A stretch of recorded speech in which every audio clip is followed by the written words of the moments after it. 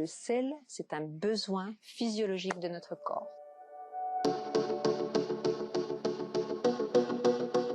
Je pense que le premier effet dont on va parler, c'est l'effet confort, l'effet agréable. Le sel, tout comme le sucre, a cet effet extrêmement réconfortant.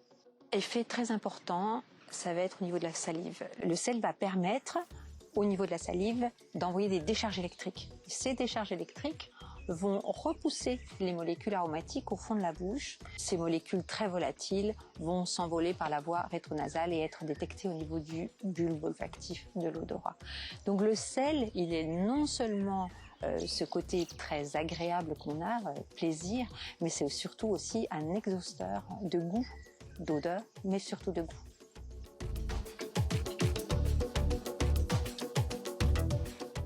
Le sel, c'est un besoin physiologique de notre corps. Donc on a besoin du sodium présent dans le sel qui va permettre de maintenir une pression artérielle correcte dans tout le corps, qui va du coup nous prémunir contre le stress, contre éventuellement des problèmes de soif, donc qui va être vraiment très très important dans notre vie. Notre cerveau a enregistré ça au niveau primaire, et donc l'envie de sel vient du fait que ce soit une totale nécessité à la vie.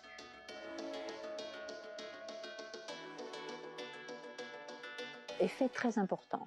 Au niveau du sucre, il va pousser cette saveur sucrée, la rendre plus intense. Oublions d'ailleurs de saler un dessert, on se rend compte tout de suite que quelque chose est beaucoup plus plat. Pour l'amertume, il va bloquer certains récepteurs de l'amertume et donc donner une impression très atténuée. L'umami, il va tout simplement pousser le côté réconfortant. En conclusion, on peut vraiment dire que c'est un harmonisant des saveurs.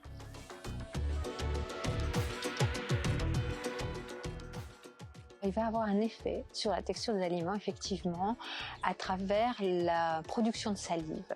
Donc cette production de salive va aider finalement à dilacérer les aliments, ce qui va les rendre plus digestes. Ça va aussi rendre la viande plus juteuse et ça va quelque part aussi permettre à certains aliments, comme les pâtes, de paraître plus tendres aussi.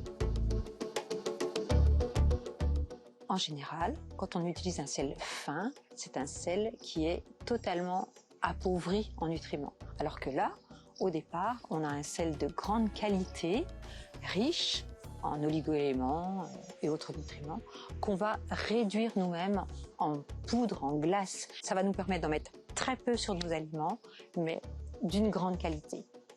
Petite quantité, grande qualité.